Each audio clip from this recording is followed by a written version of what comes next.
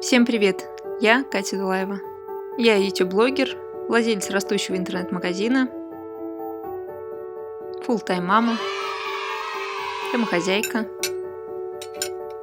и просто бесконечно счастливый и гармоничный человек. О да, это я. Нет, это не я.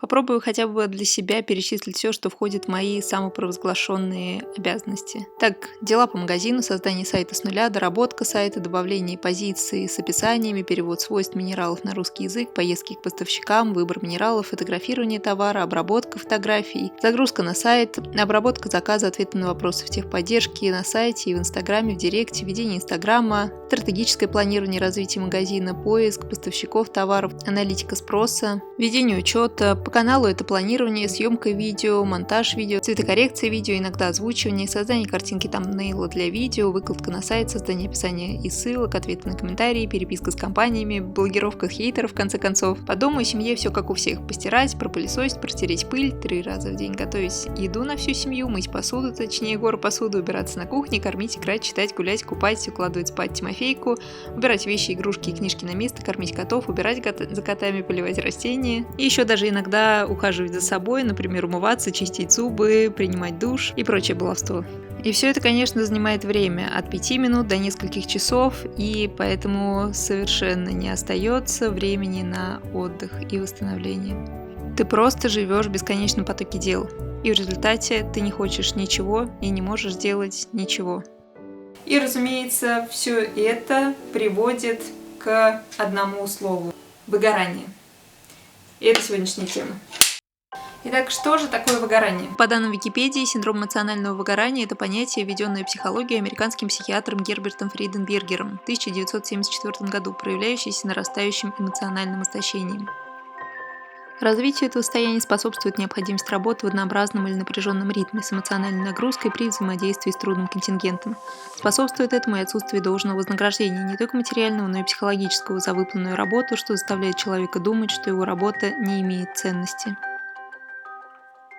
Но по сути от себя выгорание – это когда у тебя нет энергии ни на что, и это происходит ввиду того, что ты постоянно что-то делал и с пользой использовал каждую минуту, каждое мгновение, пытался сделать что-то полезное. И в итоге у тебя нет сил никаких, ты не хочешь ничего, у тебя нет желаний, у тебя нет смысла, ты постоянно находишься в каком-то нервном напряжении, ты на всех срываешься, ты потом коришь себя за то, что ты срываешься, и это просто катится в какую-то яму.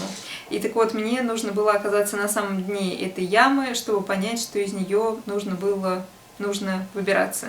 И я стала предпринимать очень много разных способов, очень много разных действий, и сегодня я поделюсь с вами абсолютно всем, что я делала, потому что это была очень большая работа, и сейчас я еще сама только на пути к полному восстановлению от этого, но мне уже гораздо лучше, и я просто становлюсь человеком, становлюсь собой. Поэтому вы видите это видео. Ура! Итак, первое, что важно сделать, это признать в себе неидеальность. Действительно, все мы не идеальны, все мы совершаем ошибки, и идеальных людей просто не существует. Хотя давайте представим ее идеальную женщину. Кто она? Она наверняка потрясающе, очень вкусно готовит. У нее всегда здоровые и вечно счастливые дети. Она выращивает цветы, помогает бездомным животным, при этом у нее отличное чувство стиля и потрясающая фигура, она шикарно выглядит на пляже. У нее прекрасный муж, который заботится о ней, любит ее и хорошо зарабатывает. И она сама также работает прямо из дома, занимается технологиями будущего и очень много читает. И, конечно же, ее подруги, они тоже очень много читают, и да, дети тоже очень много читают. Если она даже сидит в телефоне и общается с подругами, то только о прочитанных книгах. И также просто ради хобби и удовольствия она шьет одежду себе и своим детям, делает домашние заготовки, печет домашний, разумеется, бездрожжевой и безглютеновый хлеб, пишет картины, выращивает пряные травы на подоконнике, играет с детьми только в развивающие игры, о которых она узнала из тех самых прочитанных книг. А в свободное время она любит отдыхать только активно и обязательно лезть на какую-нибудь гору, чтобы поддерживать себя в хорошей форме. Но вы не подумайте, в сутках у нее все те же 24 часа, поэтому, само собой, она успевает сделать не все, что она хотела. Поэтому, когда она укладывает своих детей спать, она выкраивает немного времени для себя и берет уроки балета. Когда она просыпается утром, она радуется каждому дню и думает, как же хорошо быть идеальной женщиной. Стоп, но вы же не думаете, что все это возможно, правда?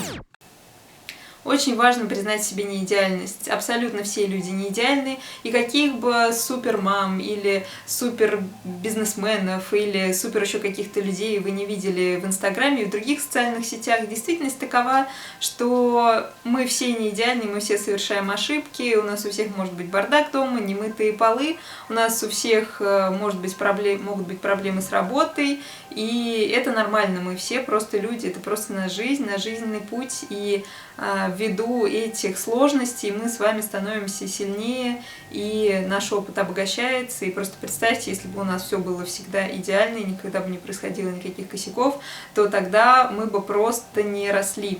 Да, мы бы просто оставались в ситуации застоя. И для того, чтобы просто распрощаться с этим перфекционизмом, просто начинайте хвалить себя за ошибки, радуйтесь, когда вы их совершаете, потому что именно благодаря ним вы становитесь лучше и вы растете.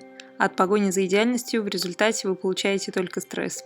Важнейший, возможно, самый важный шаг, который вам нужно сделать, это попросить о помощи. Зачастую у человека наступает выгорание, когда он просто очень много на себя берет и совершенно не просит о помощи. И я уверена, что у вас есть друзья и близкие, и родные люди, которые наверняка будут очень рады вам помочь, если вы их об этом попросите. Очень часто у нас бывает такая ошибка, что мы думаем, что, если нам не предлагают помощь, значит и не надо, значит человек не хочет нам помогать. Но на самом деле просто мы все не хотим быть навязчивыми, и, скорее всего, ваши близкие просто даже не догадываются о том, что вам нужна помощь. Возможно, им даже мысли такой не приходило, хоть это вам кажется очевидным. Поэтому просто попросите о помощи. Я уверена, что человек, который вас по-настоящему любит, не откажет вам в этом. Если вы мамы и вы устали от каких-то материнских задач, попросите близких родственников, друзей помочь вам с этим. Не обязательно посидеть с ребенком. Если вы никому не доверяете ребенка, попросите помочь вам по дому. Ничего страшного в этом нет. И просто объясните, что у вас сейчас действительно очень тяжелое состояние, очень тяжелое эмоциональное время. Вы обязательно их за это отблагодарите, просто сейчас вам просто как воздух необходима их помощь. У вас какие-то тяжелые именно эмоциональные переживания, то попросите помощи у специалистов, попросите помощи у психологов. Сейчас есть потрясающая техника тета-хилинг, которая мне также очень сильно помогла. Даже если у вас нет денег, есть бесплатные горячие линии психологической помощи, психологической поддержки. Этим тоже можно воспользоваться, если у вас тяжелая ситуация. Одним очень действенным методом самопомощи является рисование. Нарисуйте свою проблему. Заранее вы можете ничего не придумывать и не планировать, просто возьмите чистый лист бумаги и начинайте рисовать все то, что вам захочется, то, как вы будете чувствовать. Представьте вашу проблему и просто попробуйте отобразить ее на бумаге. А когда вы закончите, возьмите новый чистый лист бумаги и попробуйте нарисовать разрешение этой проблемы и то, каким вы видите себя, когда все разрешится и все уже будет хорошо. Удивительно, что такой простой и даже немного детский метод оказывается очень действенным и дает вам по-настоящему почувствовать, что не все так плохо и все ваши проблемы в итоге разрешатся. Главное немного подождать, дать время, и все будет хорошо. Техника, которая однажды очень сильно мне помогла, это утренние страницы. Эту технику описала Джулия Кэмерон в своей книге «Путь художника». Наверное, это самый простой метод разобраться в себе, разложить все по полочкам и стать гораздо спокойнее. И все, что вам понадобится для этой техники, это чистый лист бумаги и то, чем вы будете писать, ручка или карандаш. Итак, встаньте немного раньше, чем ваши близкие, садитесь за стол и начинайте писать. Пишите абсолютно все, что угодно, все, что вам придет в голову, пусть это будет даже беспорядочный поток мыслей, про то, как птички поют за окном, или вы наоборот будете писать о своих переживаниях, о своих мыслях, терзаниях. В общем, все, что угодно, все, что вам захочется, просто пишите это на лист. Если вам перестают приходить мысли, то все равно продолжайте писать, и желательно исписать так 3 страницы. И важно понимать, что это не дневник, где вы пишете своеобразное сочинение, а именно свободный поток мысли, такая медитация в слове. И действительно, после выполнения этой техники я поняла, что мою голову просто переполняли какие-то тяжелые мысли, страхи. И самое главное, что я усвоила, это ничего не держать в голове. И, конечно, главным образом ничего тяжелого и то, что мешает нам жить и радоваться жизни. И садиться писать так желательно каждое утро, и вы заметите, как вам с каждым днем становится легче. Может быть, у вас начнут продвигаться дела, может быть, вы станете более жизнерадостным. И в один день у вас обязательно закончатся тяжелые мысли в этих строчках, и вам захочется писать благодарности. И это следующее, чему мы уделим отдельное внимание. Какой бы тяжелой ни была наша жизненная ситуация, сейчас всегда есть то, за что мы можем быть благодарны. Одно то, что у нас есть руки, ноги, голова, это потрясающе, это большой дар, потому что, к сожалению, не у всех людей даже есть руки и ноги, не все люди могут мыслить здраво и трезво. То есть мы сейчас с вами живые, здоровые люди, и мы должны быть за это благодарны. По этому поводу есть также отличная техника. Просто вечером перед сном мы обсуждаем с Гришей, потом, я думаю, Тима, когда уже будет полноценно говорить, с нами будет это обсуждать, за что мы благодарны сегодняшнему дню, и перечисляем все положительные моменты. И очень здорово понять, что когда даже день кажется каким-то плохим, неудавшимся, все равно находится то, чему мы благодарны. Поэтому обязательно так попробуйте делать перед сном. Очень классная такая семейная традиция получается. И второе, как можно это использовать, это вести такой дневник благодарности с, опять же, чистого листа и написать простые слова. Я счастлива и благодарна за то, что... И перечислить просто списком, написать такое письмо благодарности и с этого вообще начать свой такой положительный, очень добрый, чистый посыл во Вселенную. И вам, опять же, это придаст большое количество энергии. Следующий, один из самых моих любимых способов, это избавиться от лишнего.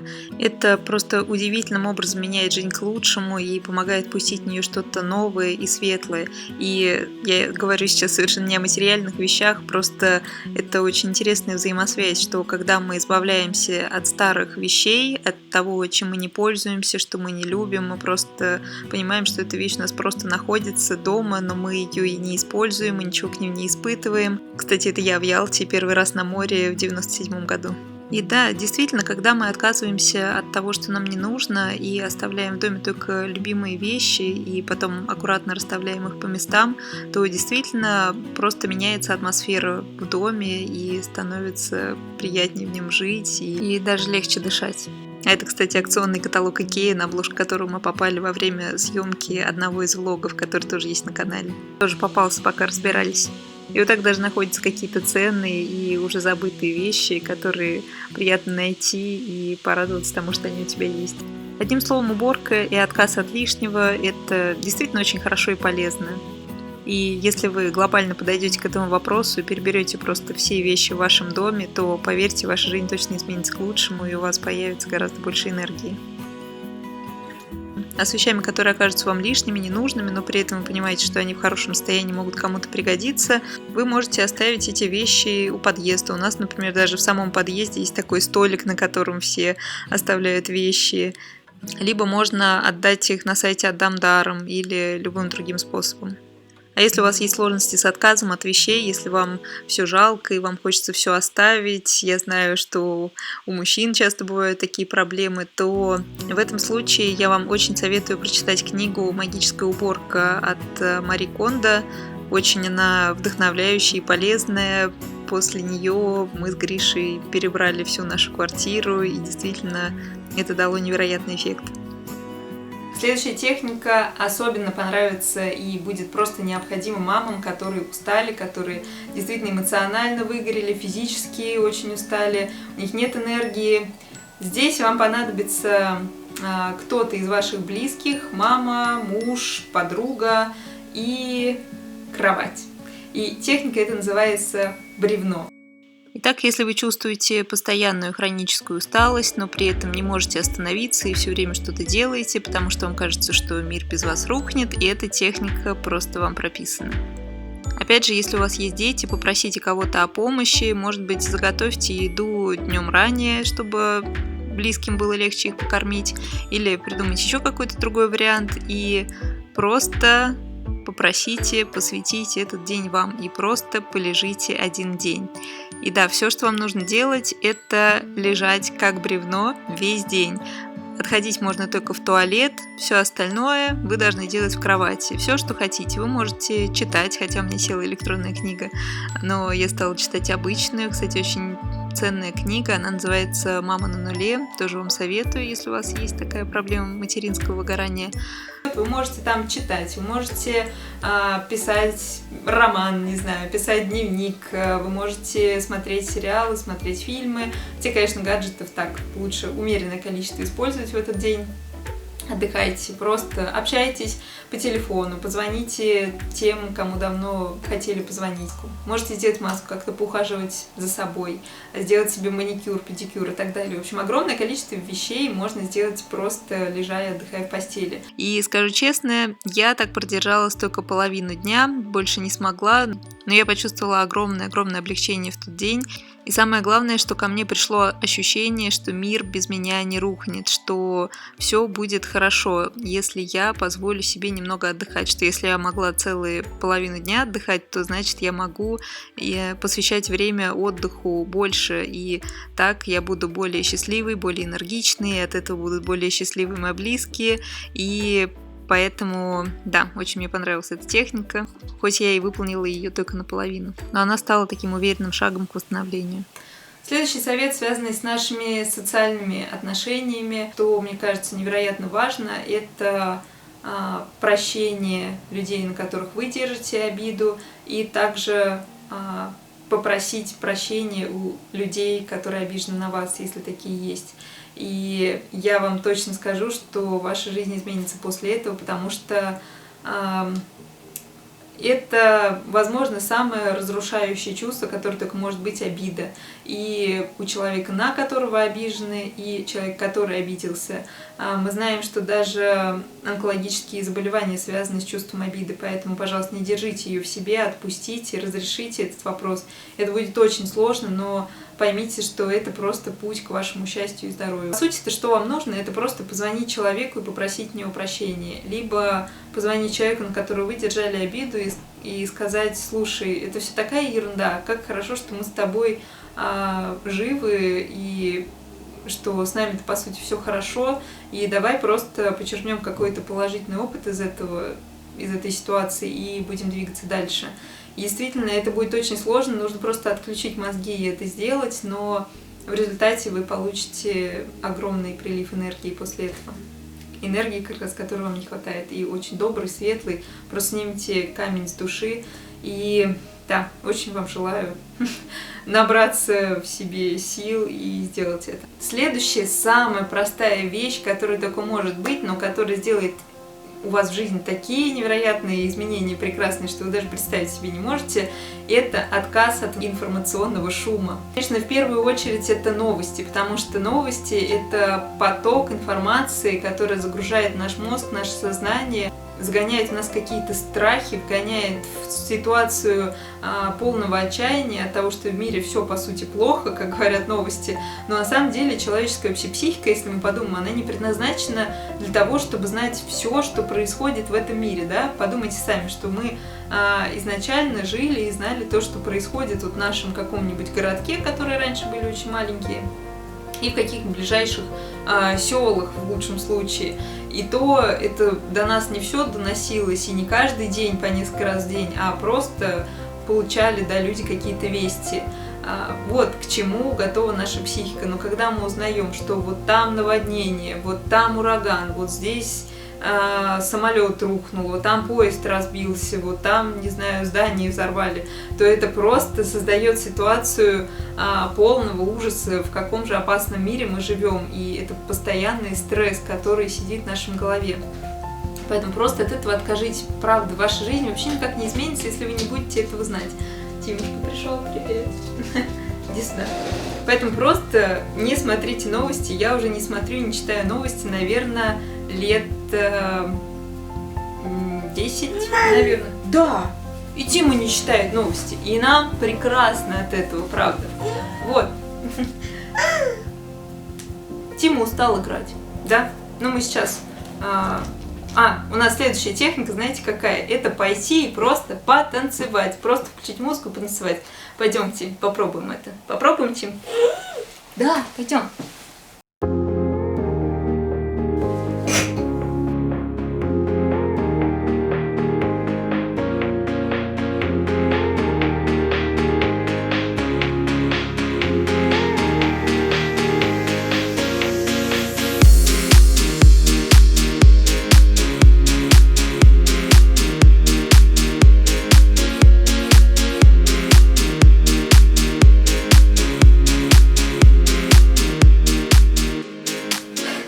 Танцевать всегда хорошо, и, конечно, я бы не была собой, если бы не сказала, что цельная, здоровая, богатая витаминами и минералами пища делает нас более счастливыми, более энергичными, более наполненными жизнью и энергией. Фрукты, овощи, другая еда, которая вас наполняет энергией, действительно, это то, что вам нужно. И соки, вот по поводу соков такая спорная всегда ситуация, но мне кажется, что соки это действительно как эликсир в тяжелые времена, потому что соки реально быстро наполняют нас большим количеством витаминов, поднимают наш уровень энергии, поэтому вот я вам особенно советую апельсиновый сок, морковный сок, смесь апельсинового с морковным, это что-то, и я вообще думаю, что нам нужно пойти и просто сделать, это потрясающе, я очень хочу уже этот сок. Пойдемте делать сок!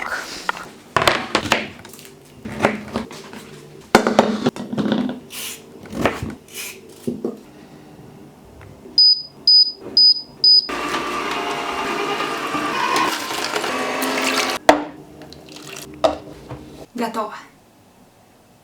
Моментально чувствуется подъем энергии. Это просто на самом деле такое зимнее солнце в стакане, мне кажется. И, наверное, самый последний совет, и, возможно, один из самых важных. Пожалуйста, найдите то, что дает вам энергию. Вы можете даже написать 2 списка.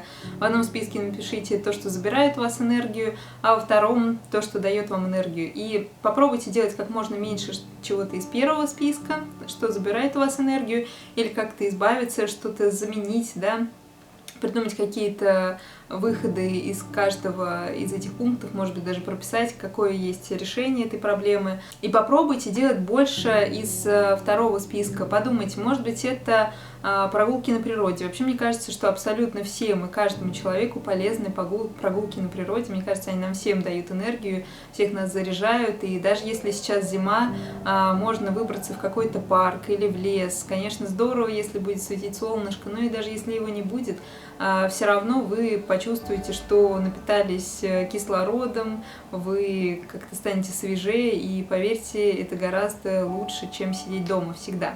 Подумайте, может быть, вам дарит энергию какое-то ваше любимое дело, может быть, это одно из ваших хобби, какое-то рукоделие. Я, например, просто получаю невероятную энергию от того, что снимаю. Я как раз от того, что у меня последние полгода не было возможности снимать, то мне, опять же, у меня было еще меньше энергии от того, что я не снимала, потому что это то, что действительно дарит мне силы и заряд какого-то вообще смысла. Итак, я начала шаг за шагом возвращаться к себе и заново понимать, кто я.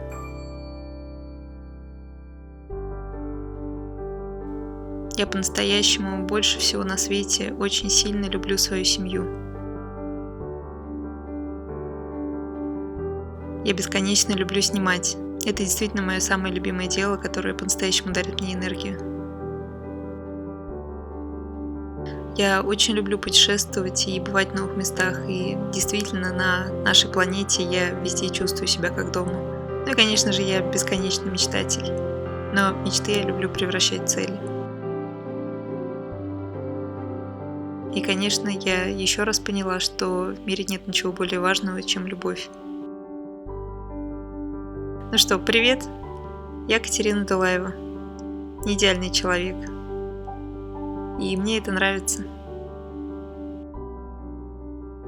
И вот на этом, я думаю, и все. Пожалуйста, то, что я сегодня вам сказала, опять же, не воспринимайте это просто как слова и не переходите дальше к какому-то следующему видео. Пожалуйста, лучше после этого видео вообще ничего не смотреть, а просто начать уже что-то делать из этого списка, если вы действительно хотите себе помочь, потому что это все работает.